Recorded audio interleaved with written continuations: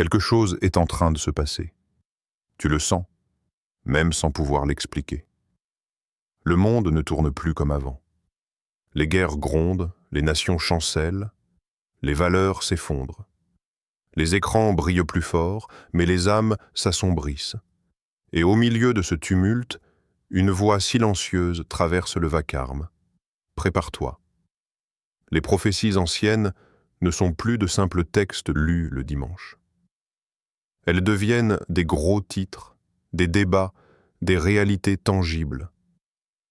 Ce que Jésus avait annoncé il y a 2000 ans, l'apostasie, la confusion, la haine, la peur, se dresse maintenant devant nos yeux. Le monde appelle cela progrès, mais le ciel appelle cela avertissement. Nous vivons l'époque où les ténèbres ne se cachent plus, où l'injustice se déguise en vertu, où la vérité devient offensive et le mensonge se couronne de sagesse. Et dans ce chaos, la foi est mise à l'épreuve comme jamais. Mais ceci n'est pas un message de peur. C'est un appel à la lucidité, un éveil spirituel. Car ceux qui voient avec les yeux de l'esprit savent, rien de tout cela n'est une surprise. Les Écritures avaient prévenu. Et même si le monde chancelle, la parole demeure. Alors écoute bien. Car ce que tu vas entendre n'est pas une théorie. C'est une vérité qui brûle, une flamme que le temps ne peut pas éteindre. Un rappel pour cette génération qui dort à l'ombre du confort, alors que les signes crient autour d'elle. Le Christ a parlé des derniers jours, et ces jours sont maintenant. Mais la fin du monde n'est pas la fin de l'espérance. C'est le commencement de la révélation. Ceci n'est pas une histoire, c'est un signal, et toi, tu es appelé à choisir ton camp. La lumière ou l'ombre, la vérité ou l'illusion, le courage ou le silence. Car voici venu le temps de se tenir debout. 1. Le monde change, mais pas la vérité. Regarde autour de toi. Le monde n'est plus celui que tu connaissais. Les rues sont illuminées par les écrans, les foules hypnotisées par des voix qui promettent liberté, paix et progrès. Les nations se vantent de leur puissance, les dirigeants prononcent de grands discours sur la tolérance et la justice. Mais derrière les mots se cache un vide spirituel, profond, silencieux. Les lois changent, les frontières se redessinent, les alliances se font et se défont. L'humanité avance vers quelque chose, mais vers quoi? Les anciens repères disparaissent. Ce qui était autrefois sacré devient sujet de moquerie. Ce qui était vérité devient opinion. Et dans ce brouillard moral, le nom de Jésus dérange plus que jamais. Les foules applaudissent l'ombre tout en rejetant la lumière. On dit « Crois ce que tu veux, mais ne parle pas de ton Dieu ». On dit « Aime tout le monde, sauf celui qui t'appelle à te repentir ». On dit « Sois toi-même, mais ne sois pas disciple du Christ ». Le monde prêche une tolérance sélective, une paix conditionnelle, une liberté sans vérité. Et pourtant, la parole demeure inchangée depuis 2000 ans. Le ciel et la terre passeront, mais mes paroles ne passeront point. Matthieu 24, 35. La vérité ne vieillit pas. Elle traverse les siècles comme une épée, tranchant le mensonge avec la même force qu'au premier jour. Mais chaque génération doit redécouvrir ce combat, défendre la foi dans un monde qui veut la redéfinir. Les empires se sont levés et sont tombés. Les philosophes ont parlé, les idéologies ont régné, les systèmes se sont succédés. Pourtant, aucune n'a pu enterrer la parole. Des rois ont tenté de l'interdire, des nations ont voulu la censurer, des foules ont cherché à la ridiculiser. Mais le livre demeure, toujours ouvert, toujours vivant, toujours tranchant. Aujourd'hui encore, une nouvelle religion mondiale se construit, celle du relativisme. Ses temples sont les réseaux sociaux, ses prêtres sont les influenceurs, et son évangile est simple: fais ce qui te plaît. Mais derrière cette liberté se cache une servitude invisible, car plus le monde célèbre sa propre sagesse, plus il s'éloigne de la sagesse véritable. Plus il parle d'amour, plus il oublie le Dieu qui est amour. Le monde change à une vitesse vertigineuse. Mais la vérité n'a pas changé. Elle ne s'adapte pas, elle ne négocie pas. Et c'est précisément ce qui la rend insupportable à une génération qui veut des vérités flexibles, ajustées à ses désirs. Regarde bien. La foi n'est plus seulement contestée, elle est reprogrammée. On veut un christianisme moderne, dépouillé de croix, vidé de repentance, aseptisé pour plaire à tous. Mais un Christ sans croix ne sauve personne. Un évangile sans obéissance n'a aucun pouvoir. Ce que Jésus a dit hier reste un scandale aujourd'hui. Je suis le chemin, la vérité et la vie. Nul ne vient au Père que par moi. Ce verset, simple et clair, devient une offense dans un monde qui adore la multiplicité des chemins. Mais la vérité n'a jamais eu besoin de majorité pour exister. Elle se suffit à elle-même. Elle brûle, éclaire et sépare. Et quand tout semblera s'effondrer, les systèmes, les idéologies, les nations, la parole tiendra encore. Elle a survécu au trône, aux guerres, aux révolutions, aux censures, aux flammes. Elle a traversé les mers, les prisons, les siècles, et elle continue de transformer des vies, une à la fois. Oui, le monde change, mais pas la vérité. Elle reste droite pendant que tout vacille. Elle reste vivante quand tout s'éteint. Et c'est pour cela que le monde la redoute, parce qu'elle ne se plie à personne. 2. La persécution n'a jamais cessé. Écoute, quelque part, au fond d'une vallée d'Afrique, le soleil se lève sur des maisons calcinées. Le vent soulève la cendre d'un village qui, la veille encore, chantait des cantiques. Le silence du matin est brisé par les pleurs d'une mère. Elle cherche son enfant dans les décombres, son seul crime, avoir prié le nom de Jésus. Plus loin, en Asie, dans une pièce sans fenêtre, un jeune homme ferme les yeux. Ses poignets portent encore la trace des chaînes. On lui a demandé de renier sa foi, de prononcer quelques mots contre le Christ, juste une phrase, juste un compromis. Mais il a choisi le silence. Et ce silence a plus de poids que 1000 sermons. Ces histoires ne sont pas des légendes. Elles ne se déroulent pas dans un passé lointain. Elles se vivent aujourd'hui, à cette heure même. Pendant que toi, tu écoutes ces mots, des croyants se cachent dans des grottes, des caves, des forêts.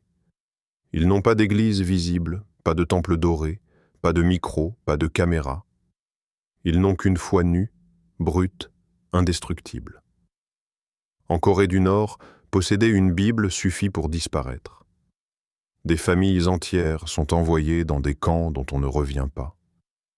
Ils apprennent à prier sans voix, à chanter sans son, à pleurer sans bruit. Chaque verset qu'ils connaissent, ils le portent gravé dans leur mémoire. Parce que le papier, lui, trahit. En Chine, les caméras voient en tout. Elles scannent les visages à l'entrée des églises, surveillent les gestes des pasteurs, mesurant même la ferveur des fidèles. Le gouvernement efface les croix, modifie les textes bibliques, réécrit les sermons pour les rendre compatibles. Et pourtant, les églises clandestines continuent de se multiplier. Dans une ruelle sombre, une trentaine de personnes se rassemblent autour d'une lampe à huile. Ils chuchotent les paroles du psaume 91. Celui qui demeure sous l'abri du Très-Haut repose à l'ombre du Tout-Puissant. Chaque mot devient un acte de défi, un acte de foi. En Inde, les foules s'enflamment, On accuse les chrétiens de convertir de force, de trahir la culture, de déshonorer les dieux. Des temples improvisés deviennent des prisons. Des pasteurs sont battus, leurs familles humiliées, leurs maisons brûlées. Mais le feu n'éteint pas la foi, il la purifie. En Afrique, les villages chrétiens disparaissent sous la violence des groupes armés. Les croix sont renversées, les églises incendiées, mais les chants reviennent toujours. Une femme, les larmes aux yeux, déclare à une caméra « Ils ont pris tout ce que j'avais, sauf ma foi ». Et cette phrase résonne comme une prophétie. La persécution n'a jamais cessé. Elle a seulement changé de forme, de visage, de langage. Dans les pays libres, elle se cache derrière la moquerie, la honte, la solitude. On te dit « tu es trop religieux ». On te fait comprendre que ta foi n'est pas à sa place ici. Alors tu te tais, doucement, pour ne pas déranger. Et sans bruit, la peur t'apprend à être discret, à prier en silence, à cacher ton feu. Mais même dans le silence, la foi respire. Même dans l'obscurité, elle brille. Chaque génération de croyants a connu la croix sous un autre angle. Au 1er siècle, c'était la reine. Au Moyen Âge, c'était le bûcher. Aujourd'hui, c'est le ridicule ou la censure numérique. Mais c'est toujours la même histoire. La lumière dérange les ténèbres, et les ténèbres cherchent à l'étouffer. Ceux qui suivent le Christ ne cherchent pas les conflits, mais le monde les leur impose. Parce que leur simple existence rappelle qu'il existe une vérité plus haute que les lois humaines. Et cette vérité, c'est une menace pour ceux qui adorent le pouvoir, la gloire ou l'argent. Ainsi, des millions de croyants continuent de marcher dans l'ombre, les yeux fixés sur une lumière invisible. Ils savent que la souffrance n'est pas la fin, qu'au-delà des flammes, il y a une couronne, qu'au-delà des chaînes, il y a la liberté. 3. Le silence du monde. Le monde sait faire du bruit. Il sait crier pour les causes qu'il choisit, pleurer pour les drames qu'il comprend, se lever pour les injustices qu'il juge visibles. Mais quand il s'agit du peuple de la croix, il se tait. Un silence poli, froid, organisé. Un silence qui pèse plus lourd que la haine. Quand une église brûle, les caméras regardent ailleurs. Quand des villages chrétiens disparaissent, les chaînes d'information préfèrent parler du marché ou du sport. Quand des croyants sont emprisonnés, torturés ou réduits au silence, on parle de conflits communautaires, jamais de foi. C'est comme si le monde entier avait signé un pacte tacite. Ne prononcez pas ce nom, ne parlez pas de cette foi. Ce n'est pas que l'information manque. Les rapports existent, les chiffres sont clairs. Des organisations publient chaque année la liste des pays où la foi coûte la vie. Mais le monde détourne le regard, comme si la souffrance des croyants était une gêne, une anomalie dans le récit global de la tolérance. Le monde aime la compassion, mais à condition qu'elle soit rentable. Il aime défendre la justice, tant qu'elle ne remet pas en cause son confort moral. Et surtout, il aime la liberté, tant qu'elle ne parle pas du Christ. Alors, il s'invente un évangile nouveau, celui de la neutralité.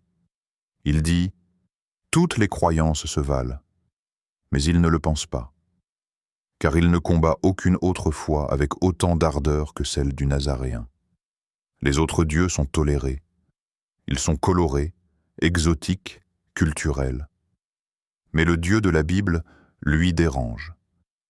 Parce qu'il ne se contente pas d'être adoré, il réclame l'obéissance, la transformation, la vérité. Et le monde n'aime pas qu'on lui parle de vérité. Il préfère les illusions confortables, les mensonges élégants, les demi-vérités qui ne dérangent pas. Le silence du monde n'est pas une absence de son. C'est une stratégie. Un mur invisible dressé contre la parole. Un moyen de faire croire que la foi disparaît alors qu'elle grandit dans l'ombre. Un moyen d'éteindre le feu sans laisser de traces. Dans les salles de rédaction, on pèse chaque mot. Ne disons pas chrétiens persécutés, disons minorité religieuse. Dans les universités, on enseigne que la foi est un vestige du passé. Dans les films, on transforme les croyants en fanatiques ou en naïfs. Et petit à petit, sans qu'on s'en rende compte, une génération entière apprend à se taire par réflexe. Mais ce silence n'est pas neutre. Il est spirituel, comme un rideau tiré devant la vérité. Paul l'avait écrit, « Le Dieu de ce monde a aveuglé l'intelligence des incrédules, afin qu'ils ne voient pas briller la lumière de l'Évangile. » 2 Corinthiens 4,4. Le monde ne peut pas comprendre ce qu'il rejette. Il fuit la lumière, car la lumière révèle ce qu'il veut cacher. Et pourtant, au milieu de ce vacarme étouffé, quelques voix persistent. Elles parlent bas, mais leurs mots traversent les frontières. Des journalistes risquent leur vie pour raconter ce que d'autres effacent. Des missionnaires s'enfoncent dans des zones oubliées. Des fidèles prient dans le secret, convaincus que le ciel les entend, même quand la terre les ignore. Le silence du monde n'éteint pas la foi, il la concentre. Comme une graine cachée sous la terre, elle grandit dans le secret, à l'abri des regards. Et quand viendra le temps, elle jaillira à nouveau, plus forte, plus pure, plus brûlante. Ce silence, finalement, ne dit pas que la foi est morte. Il prouve qu'elle dérange encore. Le monde ne se tait pas sur ce qu'il méprise. Il se tait sur ce qu'il craint. 4. Le combat invisible. Il y a une guerre que les yeux ne voient. Ne voient pas. Pas de bombes, pas de fusils, pas de cris. Juste un souffle, une pensée, un murmure. Une bataille qui commence chaque matin, avant même que tes pieds ne touchent le sol. C'est le combat invisible. Tu ne le vois pas, mais tu le ressens. Quand la peur s'insinue doucement dans ton cœur. Quand le doute vient t'effleurer, te susurrant que ta prière ne change rien. Quand la fatigue t'éteint de l'intérieur et que la voix de Dieu semble s'éloigner. C'est là que la guerre commence. Ce n'est pas un affrontement entre nations, mais entre royaumes. Celui de la lumière contre celui des ténèbres. Un royaume invisible, où chaque décision, chaque pensée, chaque prière est une arme. Satan ne se présente plus avec des cornes et du feu. Il se déguise en logique, en confort, en compromis. Il ne t'attaque pas toujours de face, il te distrait. Il te berce d'images, de notifications, d'opinions. Il t'offre 1000 raisons d'oublier l'essentiel. Et il sourit chaque fois que tu choisis le bruit plutôt que la présence. Le diable ne craint pas les chrétiens endormis. Il craint ceux qui se lèvent à genoux, ceux qui savent que le monde visible n'est qu'un voile, et que la vraie guerre se joue dans le secret des cœurs. Il sait que si tu découvres ta vraie identité en Christ, il perd son pouvoir.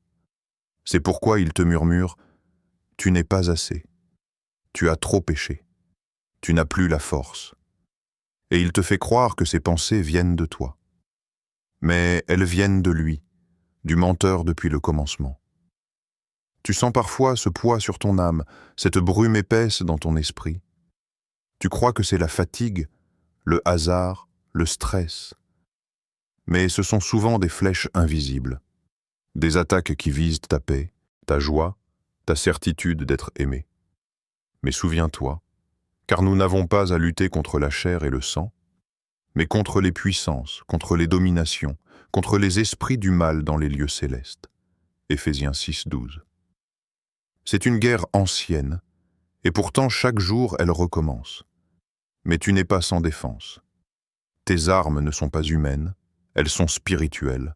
La prière, la foi, la parole, l'amour. Des armes silencieuses, mais redoutables. Quand tu pardonnes, tu frappes. Quand tu refuses de céder au désespoir, tu avances. Quand tu proclames la vérité au milieu du mensonge, tu libères. Chaque acte de foi est une victoire invisible que le ciel célèbre. Ne crois pas que Dieu t'a oublié dans la tempête. Il te forge. Chaque épreuve, Chaque nuit sans réponse, chaque larme versée est une pierre posée sur ton autel intérieur. Le combat invisible n'est pas une malédiction, c'est un entraînement. Car ceux qui se tiennent debout dans l'invisible tiendront debout dans le visible. Parfois tu tomberas, souvent même. Mais ce n'est pas la chute qui définit ton combat, c'est le fait de te relever. Parce que celui qui t'a appelé ne dort jamais. Et même dans le silence, il combat pour toi. La nuit n'est jamais totale. Même au cœur de l'obscurité, il reste une braise, une étincelle, une prière. Et cette étincelle suffit à faire trembler tout l'enfer. Alors, la prochaine fois que tu sentiras la peur, souviens-toi que tu n'es pas seul. Ce n'est pas ton imagination, c'est le champ de bataille. Et si tu entends le rugissement de l'ennemi, rappelle-toi qu'il rugit fort, parce qu'il sait qu'il a déjà perdu. 5. La foi éprouvée. On dit souvent que la foi est une lumière, mais peu se souviennent qu'elle ne brille vraiment que dans la nuit. C'est facile de croire quand le ciel est clair, quand les prières trouvent des réponses rapides, quand le cœur se sent porté.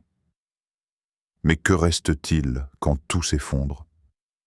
Quand Dieu semble se taire? Quand le miracle n'arrive pas?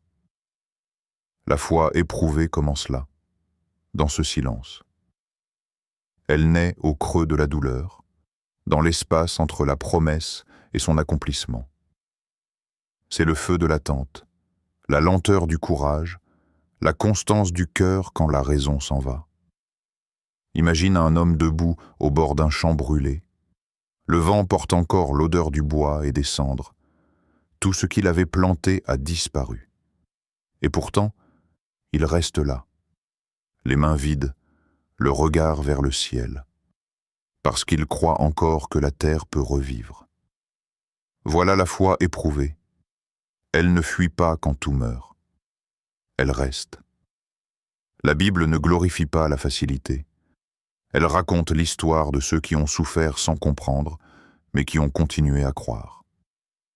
Job, assis dans la poussière, couvert de plaies, déclarant « Même s'il me tue, je continuerai d'espérer en lui. » Abraham, regardant les étoiles et croyant à une descendance qu'il ne verrait jamais. Pierre, pleurant amèrement après sa trahison, mais revenant malgré tout au tombeau vide. La foi, la vraie, ne dépend pas des émotions. Elle ne se nourrit pas du visible. Elle se construit sur l'invisible, sur cette conviction silencieuse que Dieu reste Dieu, même quand tout semble perdu. Dans le monde d'aujourd'hui, la foi s'est transformée en produit de consommation.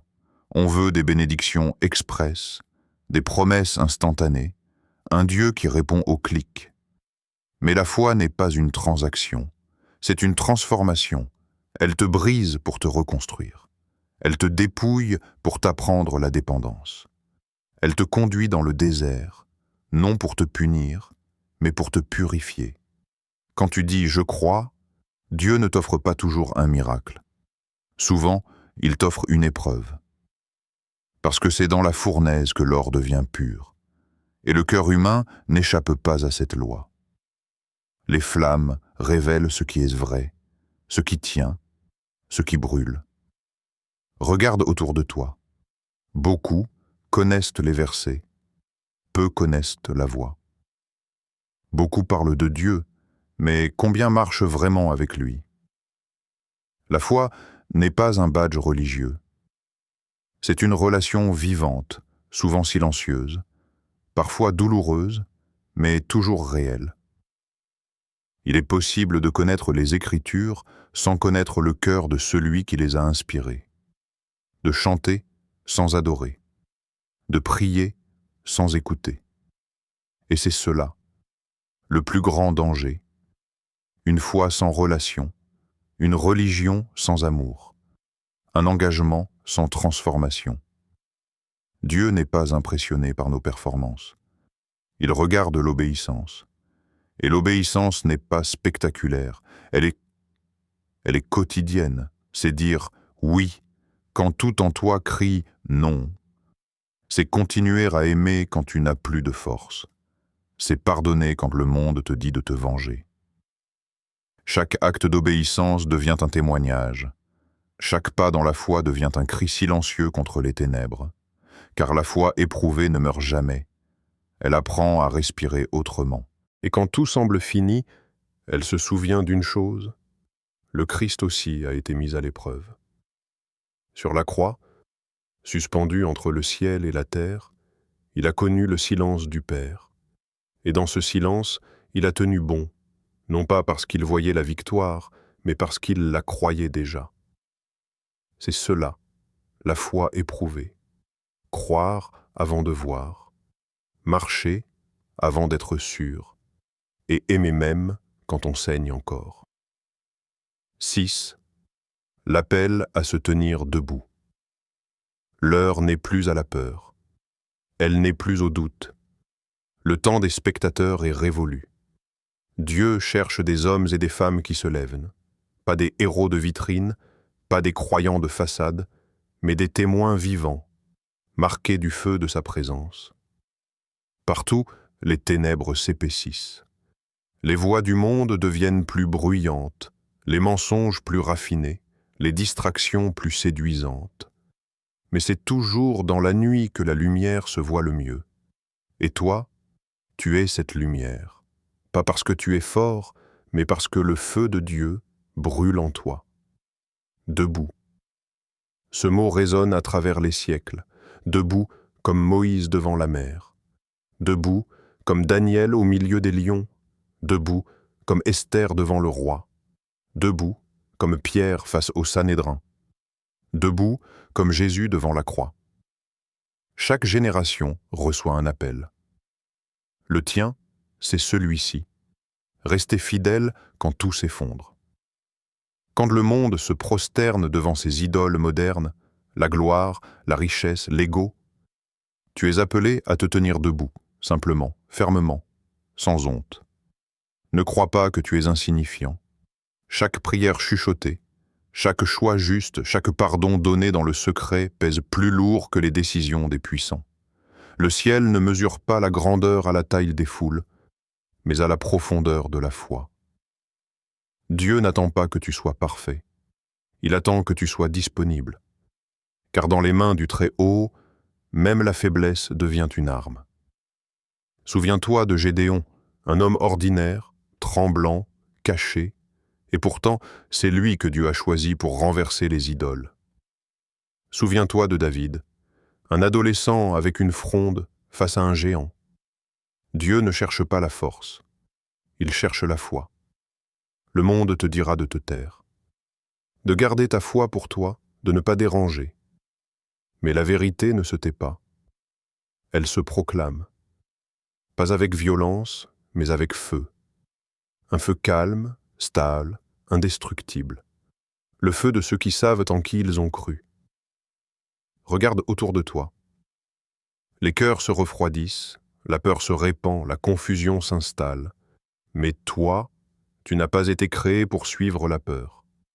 Tu as été créé pour la défier, le vent soufflera, mais l'arbre enraciné ne tombe pas. Les tempêtes se lèveront, mais celui qui s'appuie sur la parole tiendra. Ce n'est pas le moment de reculer. C'est le moment d'aimer plus fort. D'aimer quand on te méprise, de bénir quand on te persécute, de prier quand on t'oublie. Parce que c'est dans cet amour-là que le royaume avance. Pas par la force, pas par la colère, mais par la lumière tranquille de ceux qui refusent de renier leur foi. Debout, croyant. Debout, témoin. Debout, guerrier de la lumière. Le monde attend que tu tombes, mais le ciel attend que tu restes. Ne cherche pas la reconnaissance, cherche la fidélité. Car il viendra un jour où celui que tu as confessé devant les hommes se lèvera pour te confesser devant les anges. Et jusqu'à ce jour-là, tiens-toi droit. Même si tu trembles, tiens-toi droit. Même si tu pleures, tiens-toi droit. Même si tout le monde s'éloigne, reste là, fidèle. Parce que la victoire n'appartient pas à ceux qui commencent fort, mais à ceux qui restent debout jusqu'à la fin. Un jour, tout ce que nous connaissons cessera de faire du bruit. Les voix du monde s'éteindront. Les empires tomberont. Les écrans se tairont. Et ce jour-là, il ne restera plus qu'une seule question. Avais-tu tenu debout? Les prophéties se seront accomplies. Les rois, les riches, les puissants chercheront à se cacher, mais les humbles, ceux qui ont cru sans voir, brilleront comme les étoiles du matin. Car la fidélité, elle, ne meurt pas. Elle traverse la mort, elle franchit les tombeaux, elle rejoint le trône du roi. Tu vois, ce combat n'a jamais été politique. Il n'a jamais été contre la chair ou le sang. C'est une guerre d'allégeance, un choix invisible mais éternel. Et chaque jour, par tes paroles, par tes gestes, par ton cœur, tu montres à quel royaume tu appartiens. Le monde rit aujourd'hui de la foi. Mais un jour, il la recherchera. Quand les certitudes humaines s'écrouleront, quand les idoles du progrès montreront leur vide, les yeux se tourneront vers ceux qui auront tenu ferme, ceux dont la paix ne venait pas d'ici-bas. Et toi, si tu marches dans la lumière, même vacillant, même blessé, sache ceci, le ciel te voit. Tes larmes ne sont pas perdues, tes prières ne sont pas vaines. Chaque acte de foi, chaque pardon, chaque pas dans la nuit est inscrit dans le livre de la vie. Un jour, les trompettes sonneront. Le roi reviendra, non plus comme l'agneau silencieux, mais comme le lion qui règne. Et tout genou fléchira, toute langue confessera. Et ceux qui auront tenu debout entendront ces mots: « Bien bon et fidèle serviteur, entre dans la joie de ton maître. » Jusque-là, reste éveillé, reste vrai, reste debout. Car la fin n'est pas une défaite, c'est la révélation de la victoire. Et si le monde s'effondre demain, que l'on puisse dire de toi, il a tenu. Non par force, mais par foi.